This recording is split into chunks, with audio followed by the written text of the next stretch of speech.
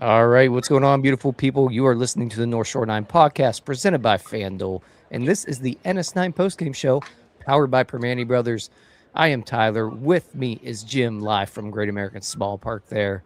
Make sure we get our hashtag Raisits here in the comments where we're giving away some free Permani Brothers sandwiches for the first time in what feels like forever. Jim, the Pirates break the Rosati curse a touch, just a touch. They get a win in Cincinnati with you in attendance. Yeah, they break the curse in the fact that they won the game. Not necessarily breaking the curse in that, I've been at the ballpark now for what seems like 7 hours. So I guess that could be a little bit of a curse. But no, it was like about an hour and 45-minute rain delay somewhere in there. Braxton Ashcraft was dealing up until that rain delay, and bullpen held on for a win. They needed a win so bad, Tyler. So yeah, it was nice to raise the Jolly Roger here at Great American. This was about as must win as a must win can get on August 1st. Coming up with the trade deadline on Monday, dropping your first two to Cincinnati. After dropping your last two to Arizona, I mean, this could have got ugly really quick. You mentioned Braxton Ashcraft, guy that takes the ball today. Outstanding work by him, especially a guy that I think there's been a lot of concerns about. Yeah, he's been struggling lately. I mean, no doubt about it. If you pull up the NS9 app, right, and it tells you like who's hot, who's not. Braxton Ashcraft is in that who's not category. He's been in there for a few days now. So, yeah, this was so much needed. They needed him to go out there and be the Braxton Ashcraft that he was the first half of the season. And he was outstanding today. He was pounding the zone. He was attacking hitters. And the Reds, I mean, this lineup, it's not very good, Tyler. And he dominated them. I'm curious on how long he could have gone in this game if not for that rain delay. But he gets through 5 innings, gives up just the one run. And, I mean, he was on cruise control pretty much the whole game. Yeah, and let's just start right there with Braxton Ashcraft, the guy that got the start on the hill. A couple, excuse me, my voice is just not with me today, but a couple of rough outings from Braxton. But he did a good job, I think, like you mentioned there, of attacking the zone today. He mixed the pitches up. He didn't, I don't know if I ever really saw the fatigue that others might have been talking about with Ashcraft, but you can definitely understand where the concern comes from. It's a career high of innings. He's thrown a lot. But the velocity is still there. I still think the breaking stuff has looked good. The location hasn't been as sharp lately, and the long ball started to come around to bite him a little bit. But today, I know it's not a superb Reds lineup here, but the weak contact he was able to induce, keeping the ball in the park in that ballpark is huge. And he just limited base runners. Like, it's amazing how much better you pitch when you don't walk guys, Jim. Yeah, I mean, he retired, the first 8 batters of the game, only walked 1 batter, 69 pitches, 49 of them for strikes.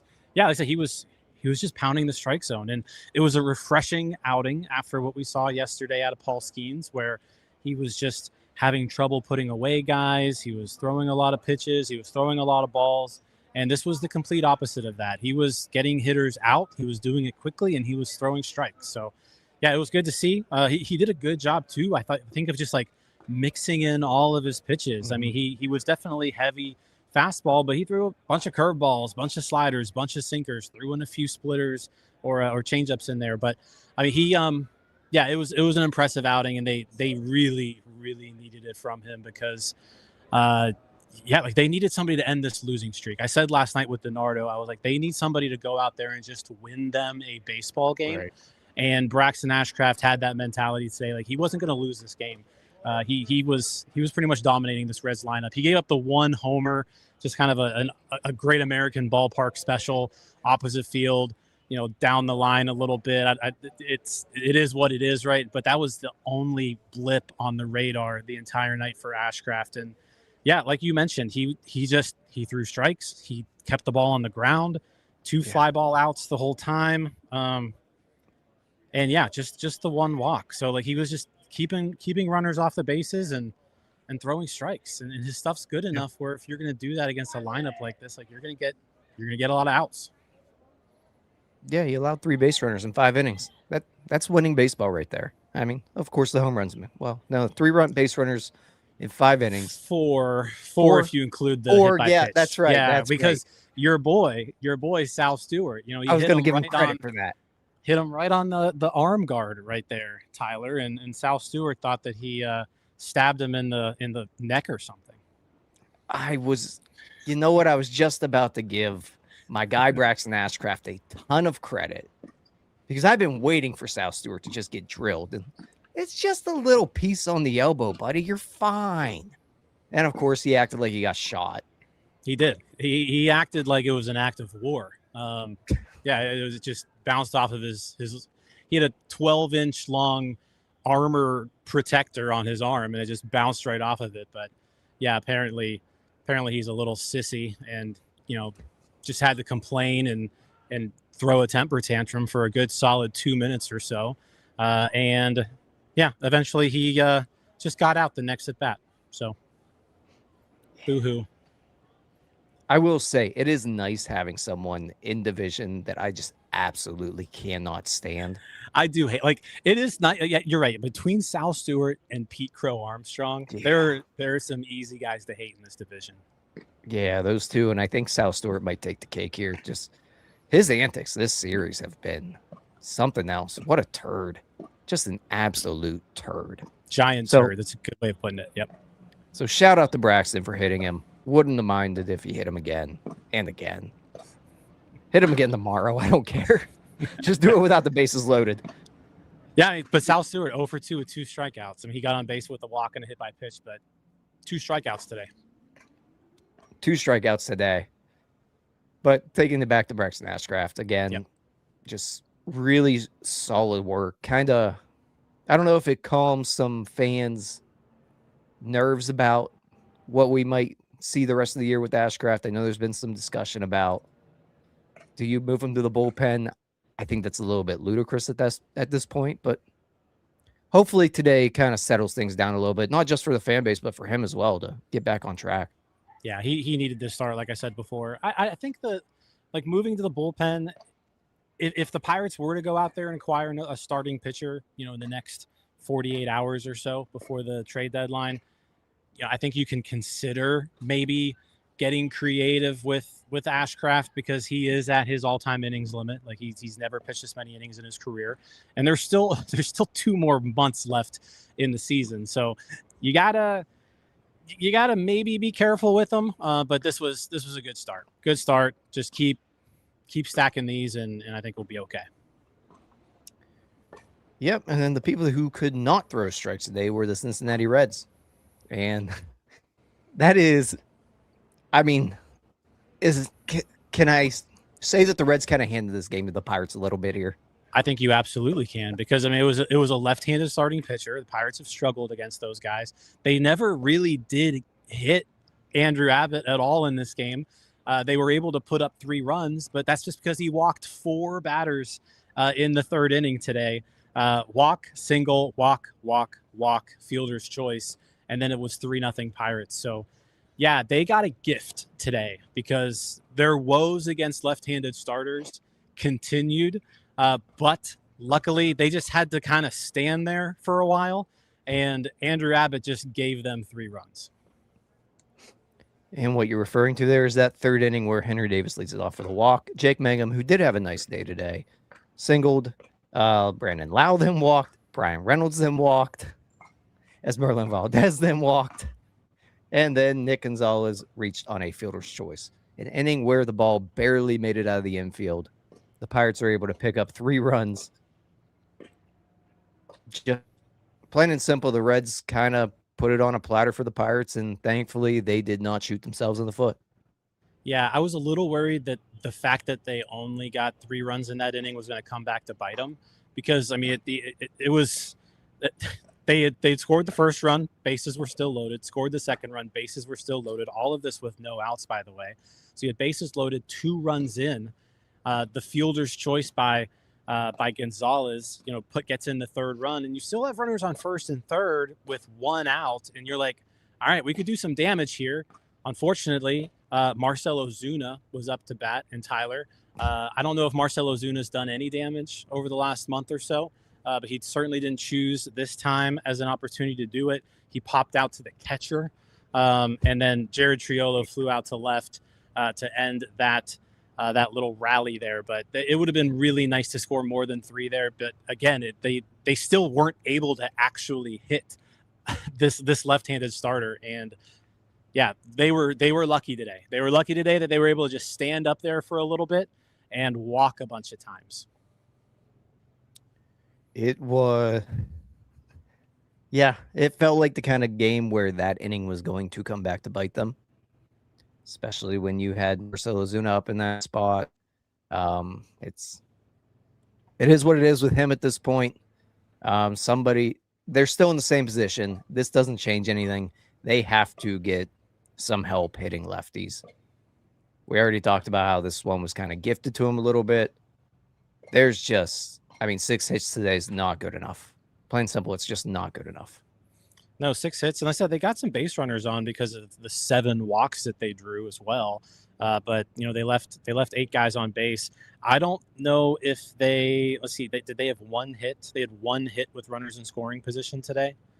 So that was it. Henry Davis's RBI single in the 6th. That was the only one.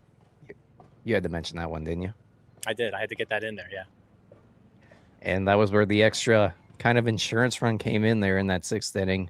Henry Davis, after our guy Marcell Ozuna doubled, was able to drive him in with a pop-up RBI single. Literally a pop-up RBI single. The patented pop-up by Henry. Hey, you know what? Sometimes you just got to pop up. That's all you got to do sometimes. Yeah. Henry Davis is 175 and 596 OPS. But hey. You know what, though? If you look in high leverage situations, if you go to splits, Henry Davis's splits sorted by high leverage, I think he has an OPS right around 1,000. Sure. He's the most clutch player of all time, Tyler. We'll go with that there, Jim. And just real quick, we're getting a few shout outs here in the comments about your hat. Check out the merch store on northshore9.com. Jim's our little model here. The sunglasses are in the way, but yeah, check it out. You can get it there. A couple different options with it. And then, Jim, go ahead. No, I was going to say, it's a nice hat. It is. It is. I think we all have the same hat. Yeah. And then it turned into a marathon, Jim. It turned into a marathon. We had a nice little rain delay after the Pirates were able to get their 4th one on the board. You said about an hour, 45 minutes. It felt like about 3 hours. It's 11:25. You're still at Great American Ballpark. Have any good food in the meantime? You know what? I'll give a shout out to the press dining situation here at Great American. They had salmon today. They had like some sort of steak dish. They had some roasted potatoes, green beans, Tyler. Those were good too. And then during the rain delay, I did get an ice cream sundae. Yeah, so rain delays do call for ice cream. Oh, it was a perfect ice cream situation. Yeah, sounds like it. Some sprinkles on there, some Oreo cookie crumbles. Yeah, it was pretty good. Yeah. Make yourself a little McFlurry almost. Yeah. Like a blizzard almost. Yeah. Oh yeah. There we go. Yeah. There we go. Before we talk about what happened after the rain delay here, we're going to kick it over to Cody and IQ Bar. This episode is brought to you by IQ Bar, our exclusive snack hydration sponsor. IQ Bar protein bars, IQ Mix hydration mixes, and IQ Joe mushroom coffees are the delicious, low-sugar, brain and body fuel you need to win your day. The Ultimate Sampler Pack is a great way for you to try all IQ Bar products and flavors. You get 9 IQ bars, 8 IQ Mix sticks, and 4 IQ Joe sticks. All IQ Bar products are clean label certified and entirely free from gluten, dairy, soy, GMOs, and artificial ingredients. With over 20,000 5-star reviews and counting, more people than ever are fueling their lifestyles with IQ Bar's brain and body boosting bars, hydration mixes, and mushroom coffees. The Ultimate Sampler Pack includes all 3. My personal favorites so far have been the almond butter chip and the iced tea lemonade hydration mix. It's just really full of flavor. I love starting my day with it, and I couldn't imagine starting my day with anything else other than IQ Bar products. Right now, IQ Bar is offering our podcast listeners 20% off all IQ Bar products, including the Ultimate Sampler Pack, plus free shipping. To get your 20% off, text MLB to 64,000. That's MLB 64000. Message and data rates may apply. See terms for details. Real quick before we get into what happened after the rain delay here, got to give a shout out to Lisa for 200 joules, and I hope I'm pronouncing it right here. Ducati Guy 2000 for the super sticker. Shout out to you. Sorry if I didn't pronounce that correctly. No, I think you got it. You I think nailed it. Yeah, we'll go with that. Yep. Coming out of the rain delay there, Jim, the Pirates go to Carmen Mlodzinski, and it would have been interesting to see how far Ashcraft could have gone. He only threw 69 pitches. But Mlodzinski's available because he can choose whenever he wants to pitch. And thankfully, tonight was one of those nights they did kind of need him to throw. Yeah, I mean, this was, as the delay was going on, it was like, okay, well, what do you do here the rest of the game? And it became pretty apparent that, Carmen Mlodzinski was probably the route you had to go here. This was a game that the Pirates needed to win. They were up 4-1.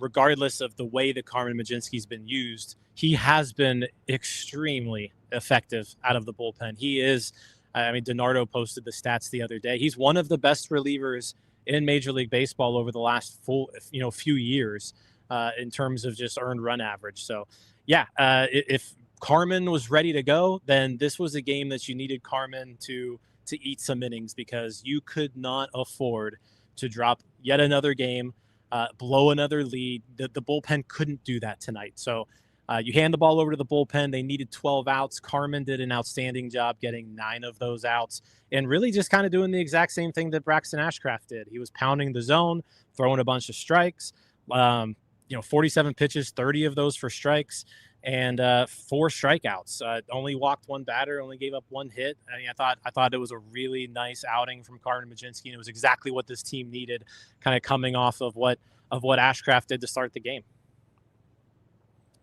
Yeah, nobody can deny that he's a really good reliever. When he comes out of the bullpen, he is just about as lights out as it gets. You get 3 innings of 1-hit baseball with him, 1 walk, 4 strikeouts. He pounded the zone.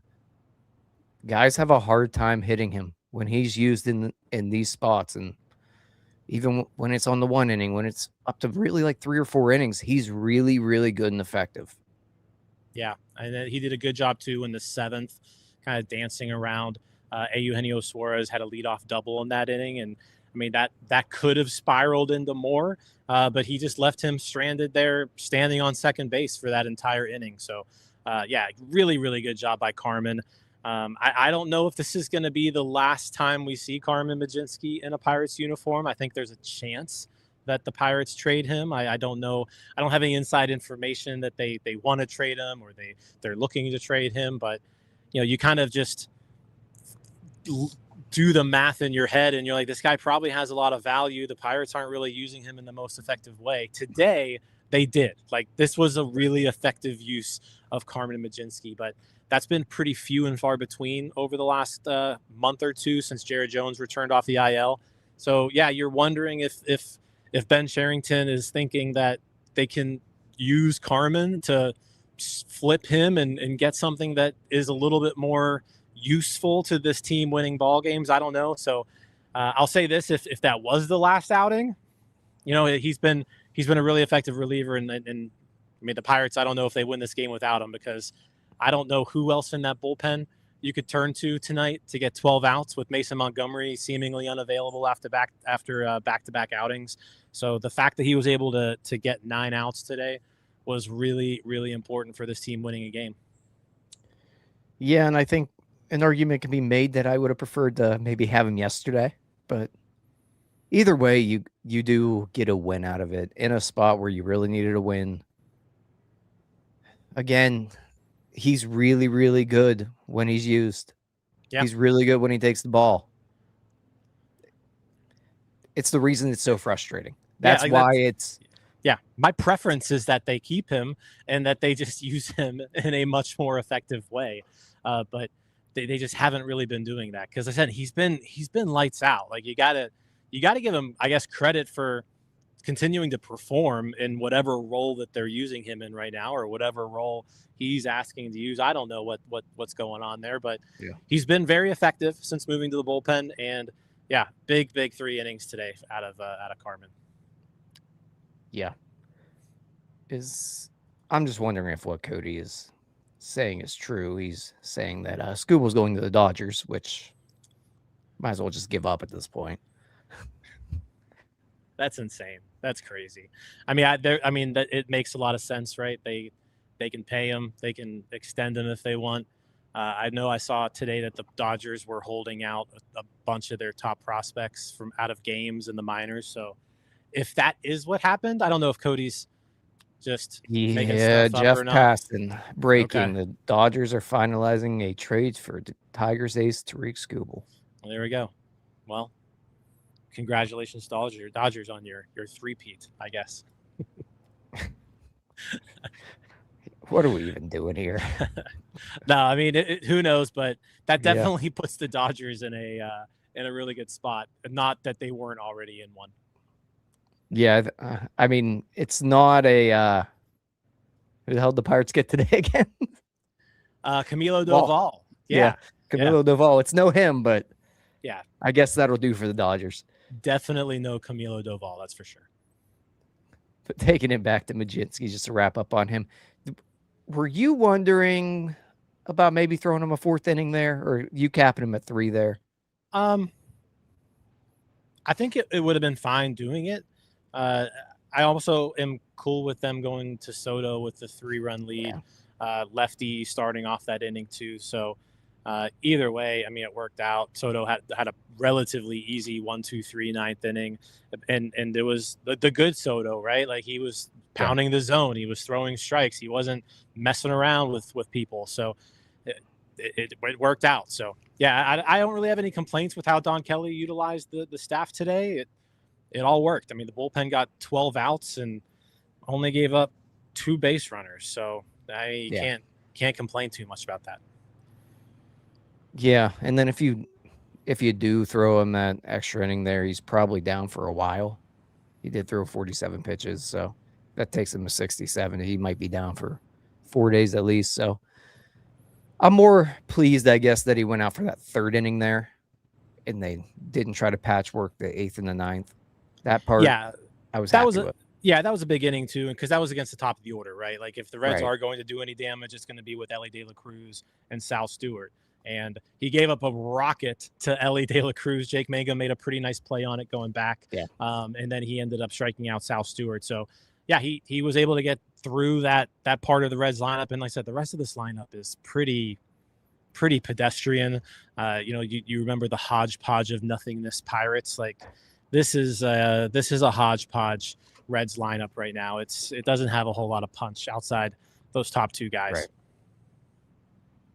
Real quick, got to get through a couple chats here and give shout outs to our people. Shout out to Ducati here for being a member for 3 months. Shout out to Paul Oles for a bunch of Joels in here. Ducati again with some Joels. Jack with 200 Joels. And Sean Hooper filling in for our guy Michael B. Something Michael B would say is what his quote is. So shout out to him, and then shout out to Lisa as well. Fire Don Kelly, fire Bill Murphy. There we go. There we go. Yeah, no, appreciate that, Sean. And shout out Michael B. Even though I guess he must have fallen asleep.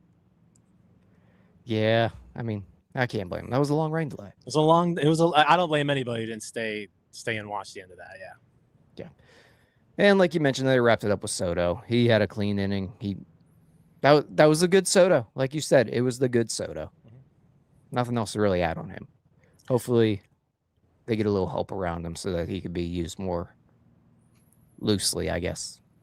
Yeah, I'm interested to see the dynamic of the bullpen, on the other side of this deadline. As I said, they added Doval today, which, and if you watched NS9 Live on Wednesday, we went through kind of all the targets. I didn't add Doval just because he's a Yankee, and I didn't really include New York Yankees on that, but he would have squarely been in that like C tier of relievers where, hey, this guy's going to help you out, but he can't be the best guy that you get, right? So that's how I'm feeling right now. Camilo Doval, he's got closer experience. He's going to make this bullpen better. He can't be the best reliever that you acquire, though. So I'm curious to see what Ben Cherington's able to do here over the next 2 days, and what this bullpen's going to look like on Tuesday, because they need a lot of help still.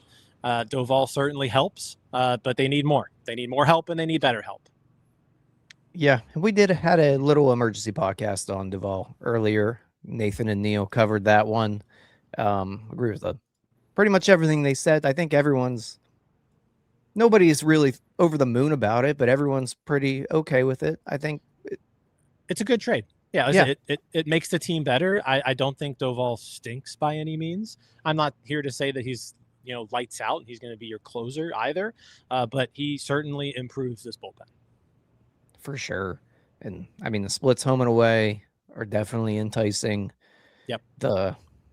You talked a lot last Thursday about trying to get some guys with some, closer experience, some high leverage experience, postseason experience. They got a guy with it. I mean, he's been more on a downward spiral lately, or in the last couple of years, but stuff still looks to be there, and it's a worthwhile risk, at least, for sure. Yeah, it was a good trade. Good trade. I said they got to do more. They got to do better, but it's a good start. You ready to give away some Sammys? Let's do it. Hashtag raise it. Get it in the comments. We haven't given away sandwiches in a long time. It's been since Monday, I believe, since we've given away sandwiches. So it's been quite a bit of time. Get those hashtag raise it's in it. And let's give away some sandwiches tonight. Let's give them away. And the first batch, let's roll for the first winner. While you're doing that, make sure you like the video too. Again, Karma, you got to like the video in order to win. There we go. And our first winner is Lori Hoffman, 65. Lori, congratulations. Send us over an email to northshore9@gmail.com with the email you have associated with your Permani Brothers account. Congrats. Roll for winner number 2 here. Winner number 2 is going to be Trenty Heggs. Do the same thing. Congratulations. Send us an email at northshore9@gmail.com with the email associated with your Permani Brothers account. Get those loaded on there for you. Jim, big win. Huge win. They do it again. They avoid dropping to 2 games below 500. Hope. Yeah, back to 500. I don't know what did Arizona do today? What did Philadelphia do today? What did those guys all do today? The Diamondbacks beat the Guardians 12-8. They're on fire. God. Yeah, 59-52. That's tough. And the Phillies won 5-0. So still 2.5 back of Philadelphia. Yeah. All right. Got to go on a run here. You just have to go on a run here somehow. Got to rattle off 12 of 15. Yeah, big win today. They got to win. They got to win tomorrow. Have to win tomorrow. You'll be in attendance again. I will be here again. Yeah. Let's see. It's Mitch Keller tomorrow. Pirates not favored, plus 134. Mitch has been better lately. So. Chase Burns tomorrow too, right? Chase Burns versus Mitch Keller. Plus 144 on FanDuel. Plus 134 on FanDuel. Plus 134. Okay. All right. Let's see if we can get to Burns tomorrow. They've done it. I feel like they've done it before. Yeah, and I mean, at the end of the day, coming into this series, we talked about really wanting 3 of 4, but you couldn't be swept, and you really couldn't lose 3 of 4. If you get 2 in this series, it sucks, but you can live with it, I think. Yeah, let's win tomorrow, and then we'll figure the rest out later. And regroup after the deadline. Yep. All right, appreciate y'all for hanging out. We'll be back tomorrow with you. Peace out, Girl Scouts. See you guys.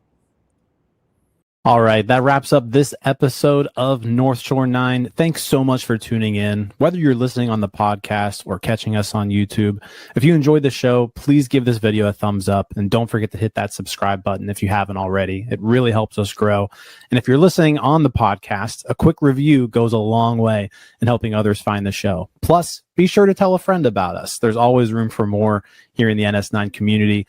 And for those looking to support us a little more, consider joining our Patreon, become an MVP member, and get exclusive perks while helping us continue to bring you more of the Pirates content you love. Thanks again for all your support, and let's go Bucks.